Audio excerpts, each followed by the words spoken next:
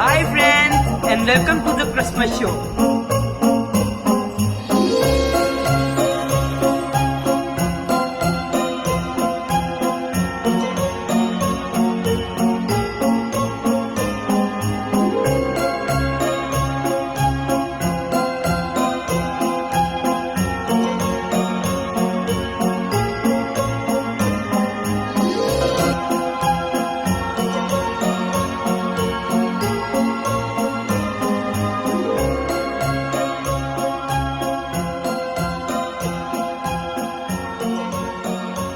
तो मेरे साथ मिलकर इस बात का शुक्र अदा करें कि यीशु सबके लिए आए और सबकी फिक्र करते हैं।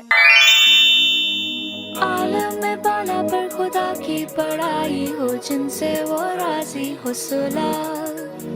आलम में बाला पर खुदा की बड़ाई हो, जिनसे वो राजी हो सुला। Hello friends, welcome to Craftkari. आज हम बनाना सीखेंगे बहुत ही अमेजिंग क्रिसमस क्राफ्ट। रीत इटर्नल लाइफ यानी हमेशा की जिंदगी को रिप्रेजेंट करती है। तो फ्रेंड्स, हम इस रीत को किसी भी दरवाजे पर हैंग कर सकते हैं।